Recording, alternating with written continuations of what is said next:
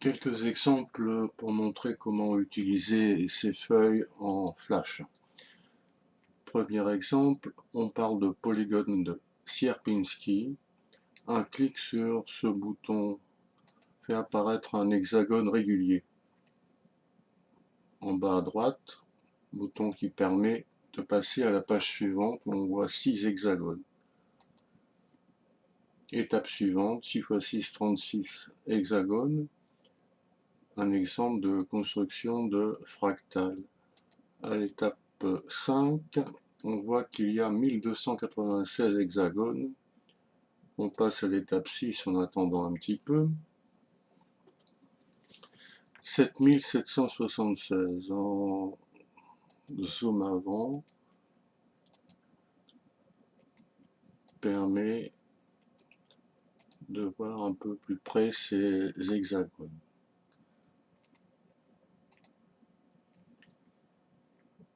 On revient à l'affichage normal.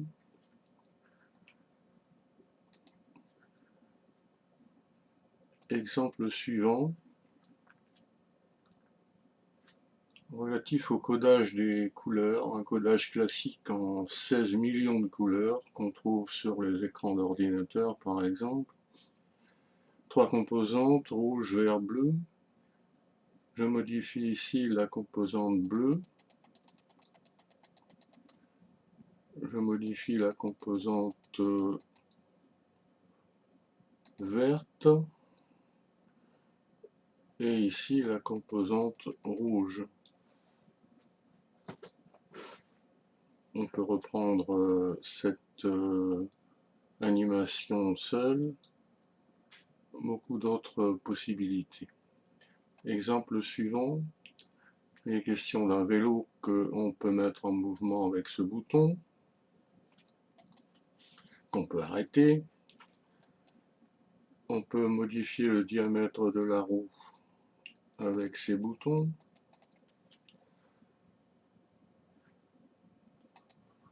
On peut même modifier le nombre de dents du pignon, celui du plateau.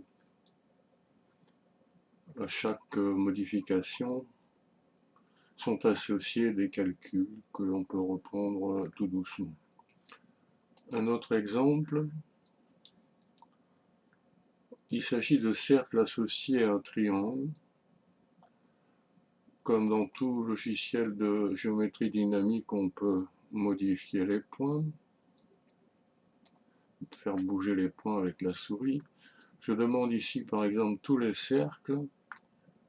Alors il y en a beaucoup, il y a le cercle circonscrit, il y a le cercle inscrit, les 3 cercles ex-inscrits et le cercle de l'air. On peut reprendre ça tout doucement.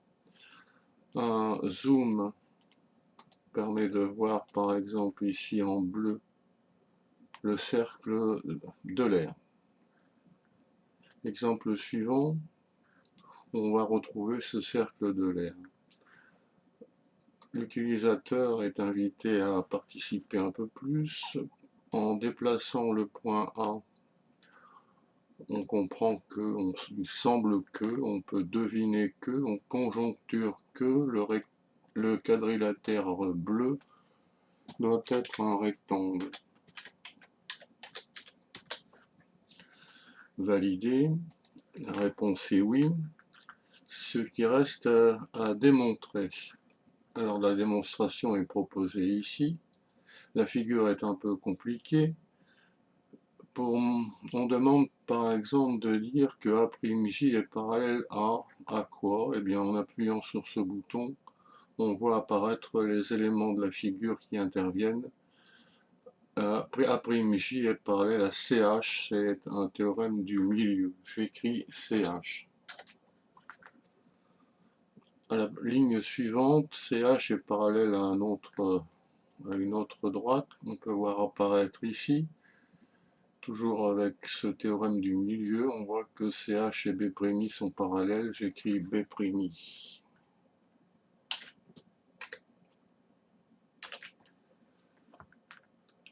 Et j'ai accès à la page suivante qui termine la démonstration. Comme d'habitude, on peut reprendre ça tout doucement. Un appui sur un bouton permet d'éclairer la signification d'une phrase avec la justification de cours, la propriété de cours utilisée. Exemple suivant, un cube qui tourne. Alors il y a d'autres exemples utilisables pour la géométrie dans l'espace, pour mieux voir dans l'espace. Alors on peut l'arrêter, le faire tourner au hasard de l'ordinateur. À l'exemple suivant, on voit apparaître des cubes rouges et bleus. On peut modifier ces longueurs A et B avec ces boutons. Mieux, en appuyant sur les touches du clavier vers la droite ou vers la gauche, on modifie plus facilement ces dimensions. L'étape suivante, on voit apparaître d'autres pavés en couleur. Et on voit dans cet exemple du calcul et de la géométrie dans l'espace associé. Il s'agit du développement d'un cube qu'on peut voir à partir de la 3e en France. Exemple suivant, c'est une introduction au cours, une animation qui peut être vidéo projetée lors de l'introduction du cosinus. Avec les boutons vers le haut, vers le bas, je peux modifier l'angle. Je prends par exemple ici 54 degrés. À la page suivante, avec les boutons vers la gauche et vers la droite, on modifie les dimensions de ce triangle. L'angle A ne bouge pas et on peut constater que le quotient de OC par OT semble fixe, ce qui se démontre. La démonstration n'est pas proposée ici, on se contente de constater cette propriété et on la retient puisque c'est la définition même du cosinus. Le cosinus de 54 degrés, c'est le OC sur OT. À la page suivante, on demande de trouver le cosinus de 47 degrés. Donc je vais chercher 47, puis je vais aller voir là. Alors pour voir de plus près, on va faire un zoom avant. On voit que c'est 0,62, 64, 66, 68. C'est très voisin de 0,68, un petit peu plus. Alors au centième, je vais écrire 0,68. Valider, c'est accepter. Le calcul fait par ordinateur ou par n'importe quelle calculatrice donnera une valeur approchée qui est 0,68, 19, etc.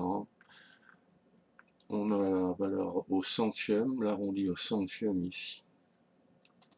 Un autre exemple, alors parmi les questions classiques, il y a les calculs liés au théorème de Pythagore. On peut modifier les dimensions.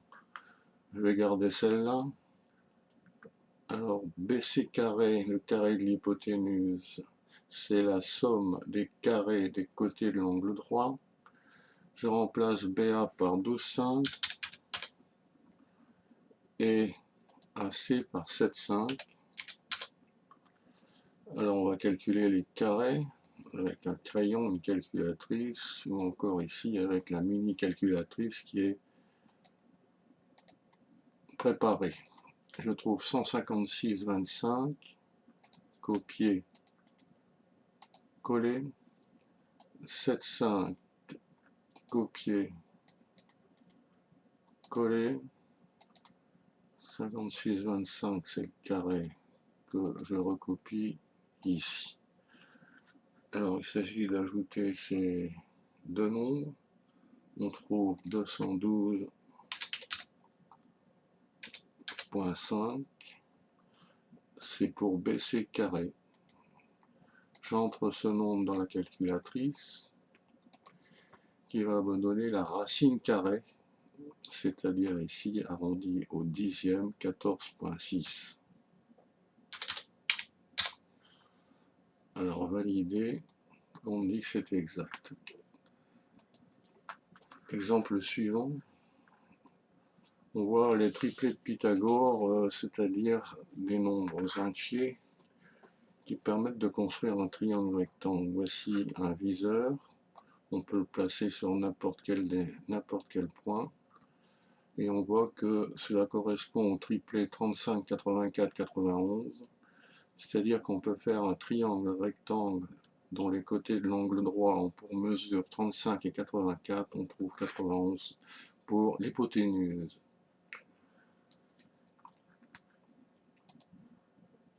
Un autre exemple, des calculs classiques qu'on peut apprendre et qui peuvent être évidemment vus et revus à titre d'entraînement. Alors ici, 4D plus 4 au carré, le carré du premier nombre. On fait remarquer que c'est un bloc, faire attention. 4D le tout au carré. Carré du premier nombre, c'est-à-dire du premier terme, c'est-à-dire du rouge. Plus 2 fois le rouge, c'est 4D, on peut écrire comme ça.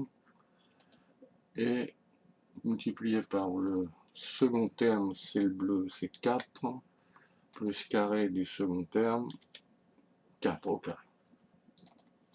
On réduit le carré de 4D, c'est 16 D carré. 2 par 4 par 4, ça fait 2 fois 16, 32 D. Et 4 au carré, c'est 16. Alors il dit que c'est exact. Et on peut continuer et voir autant d'exemples que l'on veut. L'ordinateur est patient. Ici, une simple introduction des fractions. Avec un rectangle, par exemple, on peut comprendre qu'on obtient là 10 douzièmes. Si on travaille avec deux disques, on peut faire apparaître la fraction bleue en bleu 4 douzièmes, fraction du disque. Fait 4 quartiers de tarte sur les 12. Et ici, une fraction qui donne la même chose. Un quartier de tarte sur les 3. 4 douzièmes égale 1 tiers. Exemple suivant, un exemple de fonction. Il y a un tramway qui passe de la station A à la station B. On peut faire accélérer ou décélérer avec une manette qui fonctionne avec les boutons vers le haut et vers le bas. Alors, on continue. Voici par exemple la vitesse augmente.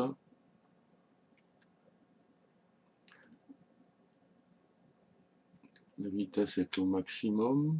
Je fais diminuer un petit peu pour voir comment se comporte la courbe représentative de cette fonction du temps. Je réaugmente. Il faut que j'arrive à la station B en moins d'1 minute. La vitesse est au maximum, elle ne bouge pas. On remarquera que la portion de droite en ce moment, la portion de courbe est une droite plutôt. Bon, j'aurai intérêt à faire venir rapidement si je ne veux pas sortir. Alors la vitesse diminue, Oh, est-ce que je suis bien arrêté? Je ne sais pas, je vais augmenter un petit peu, puis je vais rediminuer. Le tramway est à l'arrêt. Bon, ben, il semble arrêter correctement, on va me dire ça. Arrêt réussi. Un autre exemple de fonction. Sur un bateau, on regarde la statue de la Liberté. L'angle sous lequel on voit cette statue dépend de la distance du bateau à cette statue. Cette distance varie avec les touches vers la gauche et vers la droite. Voici par exemple à 200 mètres l'angle étant à peu près 12, je l'écris, 12 degrés. Un angle de 18 degrés va être obtenu en se rapprochant un petit peu de cette statue. 17, 18, 4 c'est beaucoup. Alors, 18 degrés, 17,99 c'est le plus près, ça fait 110 mètres. J'écris 110. Alors, l'angle est maximum quand on se rapproche de la statue, 20, 21,04, c'est de l'ordre de 21 degrés. Et on peut lire que c'est pour 59 mètres environ. À la page suivante, on est invité à compléter un tableau. Par exemple, pour 59 mètres, je copie. Alors, il faudrait que je fasse varier ça autrement. Pour 20 mètres, je vais essayer. Pour 20 mètres. Pour 20 mètres, c'est 12,93. Copier. Coller. On demande ensuite pour 60 mètres. Pour 60 mètres, ben, ça correspond au maximum.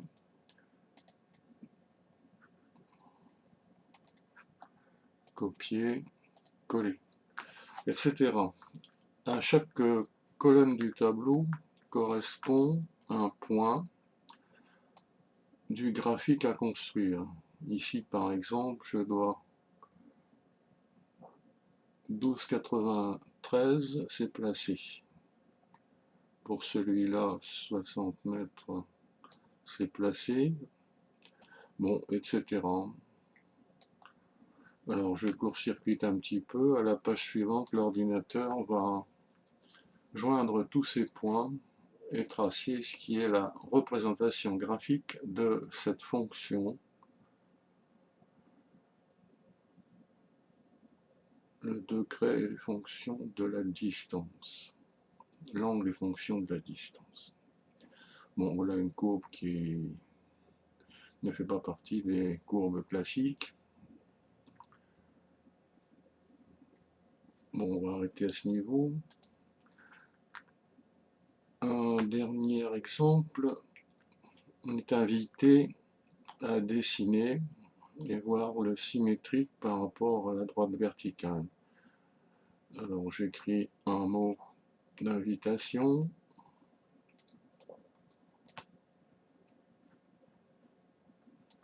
Mal écrit évidemment. Alors on peut changer la grosseur du trait, la couleur et beaucoup d'autres choses.